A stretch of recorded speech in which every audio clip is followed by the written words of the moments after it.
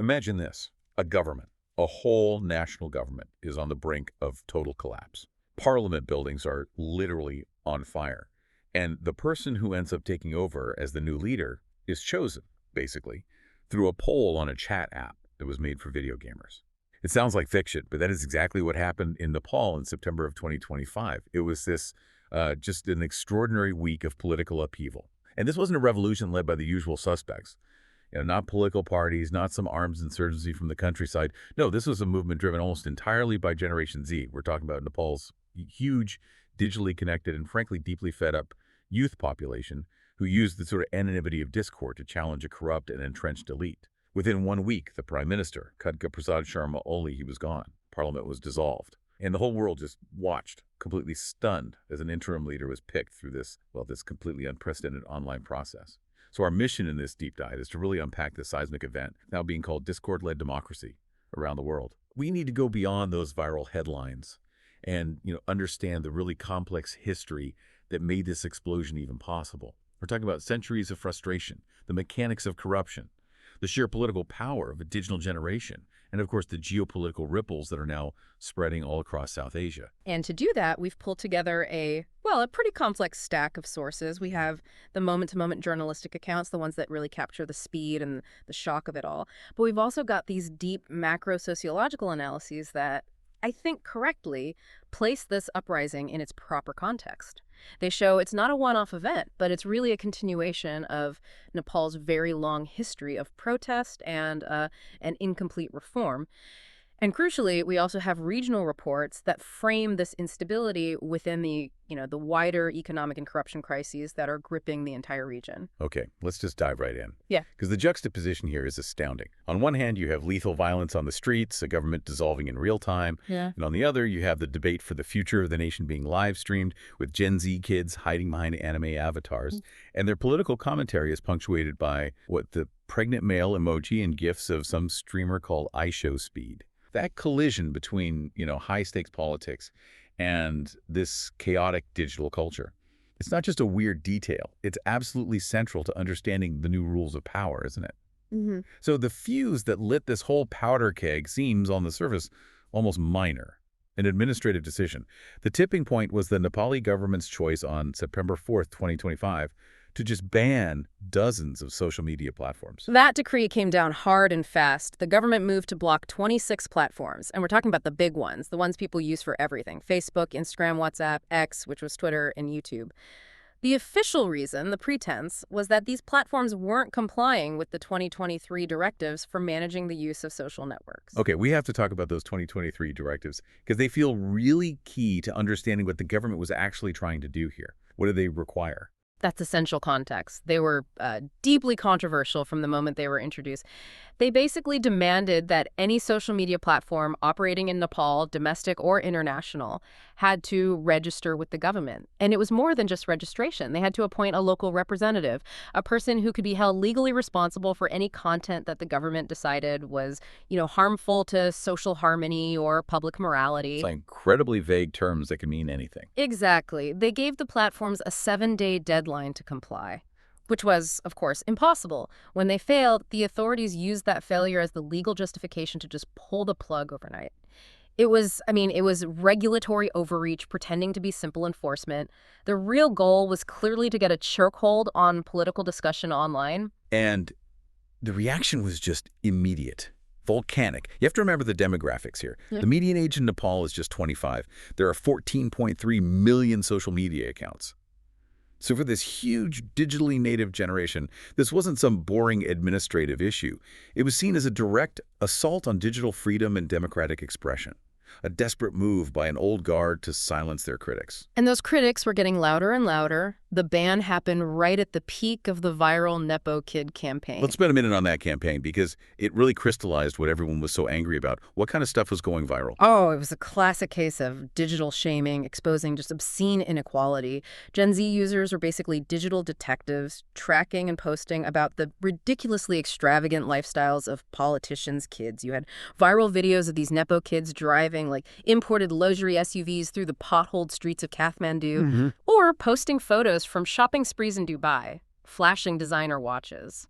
One post that really fueled the rage was from the daughter of a major party leader. She was on her 5th vacation that year, complaining about the champagne service on a private jet. Oh, you can't make this stuff up. I can't. And this was posted while youth unemployment in the country was over 20%. The contrast was just so visceral, so in your face, it made the corruption tangible. So the government's official line, that this was about social harmony, was seen for what it was, a pathetic attempt to stop the bleeding, to stop the embarrassment. If we connect this to the bigger picture, the social media ban was just the last straw. The real engine of this crisis was deep, deep economic precarity and a level of systemic corruption that had been festering for years, especially under Prime Minister Oli. And the scale of that inequality is just staggering.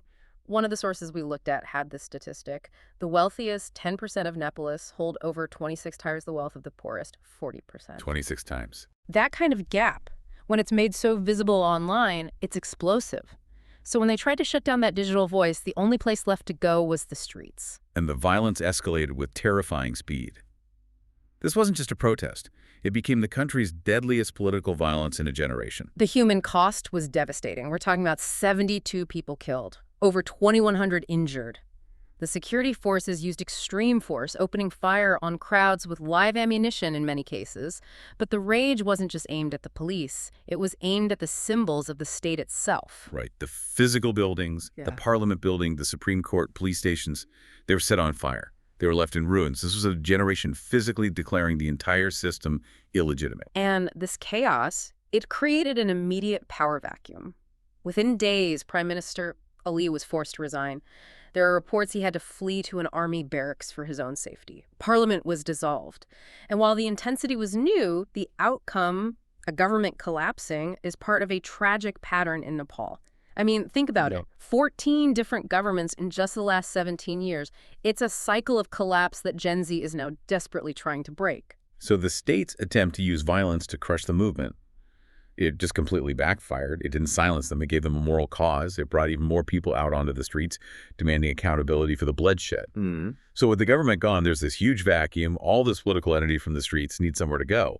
And this is where the story pivots and the Discord platform goes from being, just an organizing tool to a stage for this wild political experiment. It was a very strategic shift. The main platforms like Facebook and X were blocked or heavily monitored. Discord, just because of how it's built, offered some huge advantages. Anonymity was the big one. Amid all the police crackdowns, you could organize and speak your mind without the immediate fear of being identified. And the server structure is perfect for focus, right? You can have channels for different topics, different regions. The main protest group, Hami Nepal, which translates to We Nepal, they basically centralized their whole operation there. Exactly. Hami Nepal started out as a nonprofit for earthquake relief back in 2015. They completely transformed into the central nervous system for this entire movement. Their Discord server ballooned to over 150,000 members. It was this incredible mix of decentralized action on the ground, all coordinated through one central digital hub. So after they forced the government's hand, Hami Nepal takes this completely audacious next step. They decide to try and fill the power vacuum themselves. They launch what they called an online open election process for interim prime minister. It was an incredible piece of political theater. Hami Nepal volunteers started polling the users on the Discord, and then they actually reached out to influential people who the community suggested. And the list of nominees was fascinating. You had Sushila Karki, a former Supreme Court judge known for being tough on corruption. You had Balindra Shah, the popular independent rapper turned mayor of Kathmandu. Right, I remember him. And even Sagar Dakal, a famous cricketer. And this is where that surreal culture clash just goes into overdrive. You have the immense gravity of picking a national leader, but the whole process is soaked in Gen Z internet culture. What did it actually look like? The debates were a spectacle. They were live streamed on YouTube. You had these Gen Z influencers, the new political pundits, I guess, arguing about serious policy, but they were doing it from behind these stylized anime avatars. The chat was just a blur of high-level political discussion mixed with complete internet chaos. I want to zero in on that, the optics, the legitimacy. You're talking about choosing a prime minister, and the conversation is punctuated by, like you said, the pregnant male emoji, which is this sign of ironic shock or gifs of ISO speed. What does that tell us about how this generation even views the idea of political seriousness? I think it shows a profound skepticism toward the old way of doing things. For the old guard, politics was about suits and long, boring speeches, a certain kind of fake solemnity. For a generation that's only ever seen that solemnity used to cover up corruption, the seriousness isn't in the style of the debate. It's in the demand for real change. The memes and the GIFs, in a way, it's their method of engaging with these heavy topics while rejecting the hypocrisy of the formal political world they're trying to tear down. It's like they're saying, we're serious about fixing this country, but we absolutely refuse to play your corrupt, old-fashioned game. And despite all the memes, the outcome was very, very real. It was. The poll results were decisive. One key poll asked if they should formally petition for Sushila Karki to be the PM. 89% of nearly 7,000 voters said yes. And Karki, she's a figure of immense respect. She's famous for her integrity, for fighting corruption, even when it almost got her impeached in 2017. She was the clear choice. And she was sworn in on September 12th, becoming Nepal's first ever female prime minister, tasked with leading until the elections in March 2026. So the global headline became, Nepal elects a PM on Discord. But the people involved and the experts were quick to say, hold on, that's not quite right. Yeah. If that poll was, as we suspect, totally unreliable, I mean, anyone could vote multiple times, why was she accepted? Why did the president and the army chief go along with it? That's the critical nuance. The poll was absolutely not a constitutional election. Her appointment still had to go through formal channels. The president had to assent. The army had to accept it. Her legitimacy came from her own reputation. She had deep, widespread public backing that went way beyond just one Discord server. The poll served a different but crucial purpose. It was a demonstration of popular will, a focal point. It gave the political establishment an off-ramp. They could appoint this credible, uncorrupted figure chosen by the people and fill the vacuum without looking like they were just giving in to mob rule. She was someone the youth trusted and someone the old guard could, reluctantly accept as a safe pair of hands for the transition. So the poll was political leverage, not a binding vote. Precisely. And the participants themselves admitted the weakness. They knew it wasn't a real election. They warned that this Discord PM narrative could actually be dangerous, setting a precedent for future manipulation. Still, her first moves were a direct response to the movement. She dissolves parliament. And critically, she pledges to lower the voting age to 16 for the upcoming elections. A clear nod to who put her in power. So Hami Nepal organized the protests. They masterminded this whole digital selection process. But this brings us to what might be the most important question for Nepal's future. Is Hami Nepal a neutral, nonpartisan force for good? Or has it just become another political player looking to grab power for itself? This is the classic challenge for any successful protest movement, isn't it? Once you've achieved your first goal, getting rid of the old government, the organization that made it happen suddenly has this enormous, almost unchecked power. And in the case of Hami Nepal, their control over that Discord server started to raise some serious red flags about democracy. I mean, think about the mechanics of it. Only the Hami Nepal moderators could post in the main channels, the ones everyone was watching. They became the gatekeepers of information. They positioned themselves as the sole arbiters of what was fact and what was misinformation. Which creates a massive risk of an echo chamber, right? If you can't challenge the moderators in the main forum, dissenting views just get pushed to the margins. Absolutely. The structure itself wasn't equal. A regular user couldn't just openly rebuke a claim made by the leadership. It risks creating this dangerous situation where the organization's narrative becomes the only narrative, and they can use that control to push their own agenda. And we saw them using this power aggressively. They used very inflammatory language to keep the revolutionary energy high, accusing political opponents like Mahesh Baznet of betraying the sacrifices of the people. It's effective for mobilization, sure, but it also allows them to manipulate the power vacuum for their own political advantage. They've shifted from being a neutral platform to a powerful and maybe partisan political force. And the fragility of this new government was put on display almost immediately by Hami Nepal's own people. This is where the story gets really interesting. The very group that put Sushila Karki in power is already trying to tear her down. So tell us about this Sudan Guum character. Sudan Guum. He was a very high-profile Hami Nepal official, a key organizer. Almost immediately after Karki was sworn in, he announced his own campaign for prime minister in the March 2026 election. His argument was that Karki's role should be purely transitional, a caretaker, and he even said publicly that he would work to topple her government if she tried to do more than that. It's just astonishing. The political honeymoon lasted, what, a few days? The timeline is what makes it so ruthless. There are reports that at her swearing-in ceremony, Gurung showed Karki profound respect, even touching her feet, which is a deep cultural sign of reverence. 3 days later, he was organizing Nepal protests calling for her resignation. This is the new battle for legitimacy in Nepal. Karki has the legal standing and the moral high ground of her reputation. But Gurun has the organizational muscle. He has the digital army that brought down the last government. It really suggests that for some within Nepal, the goal wasn't just a democratic transition. The goal might be to install their own people in power. The whole situation is incredibly turbulent. The stability of the entire country now depends on the internal politics of a giant Discord server. That's a completely new kind of democratic risk.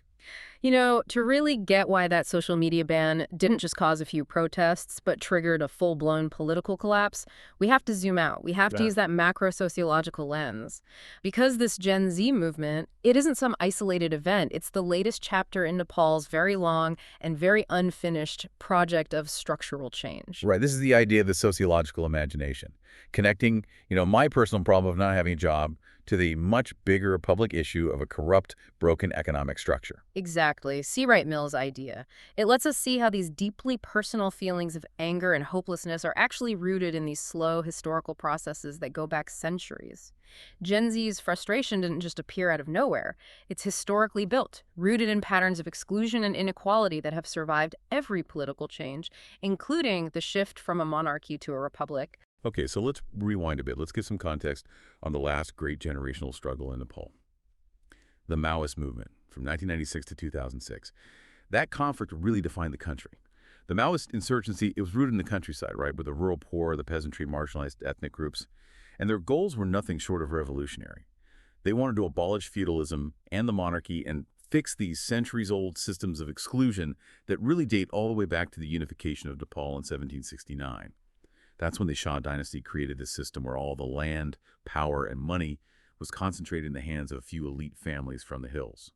Inequality was basically baked into the state's DNA. And the Maoists were a direct reaction to that deep historical injustice. In the end, they were successful in their main political goal. They dismantled the monarchy in 2008, and Nepal became a republic. But, and this is the absolutely critical point, they failed to dismantle the deeper structures. The networks of patronage, the culture of corruption, the elite domination, all of that survived. The king was gone, but the republic that replaced him was, as many analysts argue, essentially captured by a new political elite. And this new elite was often drawn from the same old political families. They were just as insulated from public suffering as the monarchy was. So that incomplete transformation just set the stage for the next round of protests because the fundamental social contract was still broken. So if the Maoists were fighting the feudal system, what Gen Z is fighting now are the failures of this new Republican system. What are the key pillars of that failure? The first, and the most obvious, is just systemic corruption, this idea of elite capture. Corruption wasn't just something that happened on the side, it became the organizing principle of the state. You have the same few leaders, Oli, Doba, Dahal, cycling through power for decades, no matter who won the elections. This created that Nepo baby culture that went so viral. We mentioned some specific scandals earlier that really poured fuel on the fire. Can you break those down? Let's start with the Pokhara International Airport scandal. Right. The Pokhara Airport scandal became a huge symbol of this corruption because it involved a massive, high-profile infrastructure project backed by China. The core accusation was that the project's costs were massively inflated, with billions of rupees in kickbacks allegedly being funneled to the politicians and bureaucrats who were overseeing the contracts. It's the perfect example of a public good being turned into a private piggy bank for the elite. And the second one, the Bhutanese refugee scam, is somehow even worse. It's morally bankrupt. The Bhutanese refugee scam involved top-level government officials who were caught fabricating documents. They were selling fraudulent refugee status to wealthy Nepalists who wanted an easy path to resettlement in the West, particularly the U.S. So they were literally monetizing the suffering of real refugees. It showed the youth that the ruling class wasn't just greedy, there was a complete moral rot at the very top. It proved that corruption wasn't a bug in the system, it was the system. And all of this sits on top of the fundamental economic precarity that makes everyone's life so hard. That's the tinder in the tinderbox. Nepal's economy is dangerously reliant on remittances. Over a quarter of the entire country's GDP comes from money sent home by Nepalists working abroad. And while that money keeps millions of families afloat, it masks the fact that there are almost no good jobs being created at home. Nepal is exporting its most valuable resource, its own young people. So you have this whole generation of educated, ambitious university graduates with nowhere to go. They're trapped. And the social media ban was the moment all that frustration finally boiled over. So when you put the two movements side by side, the Maoists and Gen Z, the methods are totally different, but the core motivation is remarkably similar. The context has shifted, for sure. The Maoists fought a king. Gen Z is fighting a corrupt democracy. And the methods couldn't be more different. Armed insurgency versus leaderless digital organizing. But the through line is there. It's a perfect continuity. Both are historical reactions to the deep structural inequalities that the Nepali state has never managed to solve. The Maoist movement changed the form of government. They got rid of the monarchy. The Gen Z movement is now trying to do the much harder thing to actually democratize the republic itself, to force accountability and transparency into institutions that have resisted it for centuries. The tools have changed from the rifle to the Discord server, but the struggle continues. We have to step back for a second and see this in a wider context because what happened in Nepal isn't happening in a vacuum. It confirms this growing arc of instability right across South Asia. Nepal is now the third country in the region in just 3 years to see its government collapse under the weight of these massive youth-led protests. Right, we saw this exact pattern in Sri Lanka back in 2022 with the Aragalaya protests. That was driven by a complete economic meltdown. Their foreign reserves were gone, debt was through the roof, hyperinflation was crippling everybody, and those protests just grew and grew until people were literally storming the presidential palace and forcing the powerful Rajapaksa family out of power. And then even more recently, in Bangladesh in 2024 and early 2025, massive student-led protests. And their grievances were almost a mirror image of Nepal's fury over corruption, high inflation, and a political elite that had become completely autocratic and out of touch.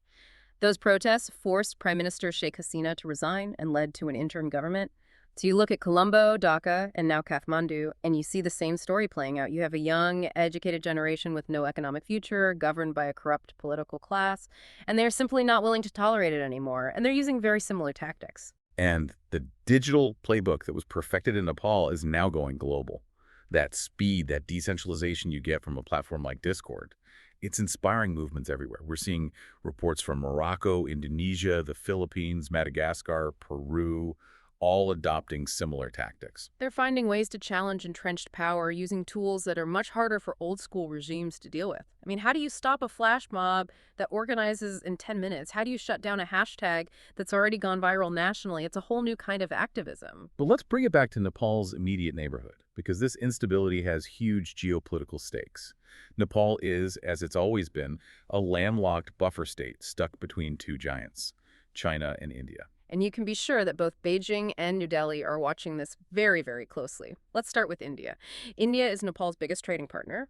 They share an open border, deep cultural and religious ties. We're talking about an $8.5 billion trade relationship. And India has always had major security concerns about what happens on its northern border. They get very nervous about Chinese influence in Nepal. Extremely nervous. The sudden exit of Prime Minister Oli was a real shock to New Delhi. He was actually scheduled to visit just a week later. Any kind of long-term chaos in Nepal is a nightmare scenario for India, and they are especially worried about Chinese influence spreading south into the Terai region, which borders India directly. And then on the other side, you have China. And Orly had been leaning very heavily toward Beijing. He signed Nepal up for the Belt and Road Initiative, pushing for these huge infrastructure projects. That's right. The biggest one is this massive cross-border railway project, which would fundamentally reorient Nepal's trade away from India and toward China. And Olia was also the champion of that Pokhara International Airport, the same one at the center of that huge corruption scandal. That was a flagship China-Nepal project. So from Beijing's perspective, all this chaos, this political vacuum, it puts those massive investments at risk. China's number one priority here is simple: stability. They want order restored as quickly as possible so they can protect their projects. Their official statements have been very cautious, urging all parties to restore social order and national stability. That's code for, please get this sorted out so our investments are safe. So this raises a really critical question, doesn't it? Will these external powers, China and India, just prioritize their own strategic interests? Or will they actually support the long-term democratic hopes of this younger generation that's demanding real fundamental reform? That's the billion-dollar question. And historically, powerful countries tend to prefer predictable stability, even if it's undemocratic. But the thing is, the demands of this Gen Z movement for accountability, for economic opportunity, for an end to corruption, they can't just be ignored or bought off with a new face at the top. If those core issues aren't addressed, the instability will just continue, and that will end up hurting everyone's interests, including China's and India's. This has been a truly incredible deep dive. We've traced this path from a simple social media ban to street violence and then to this revolutionary act of digital organizing on Discord that brought down the government. I think the biggest takeaway has to be that this wasn't just about a single bad policy. This instability is rooted in centuries of inequality and corruption that the shift to a republic just failed to fix. Gen Z is fighting the ghosts of a system that survived the fall of a monarchy. And the challenge they face now is just immense. That transitional period is so fragile, especially now that Nepal, the group that organized the revolution, is already turning on the leader it helped install. The sacrifices that were made, 72 people died, that has to mean something. It has to translate into real long-term institutional reform. If the political class tries to go back to business as usual and ignores these demands, the disillusionment will just get deeper, and the cycle of protest and collapse will happen all over again. The Maoist generation used rifles to dismantle the monarchy.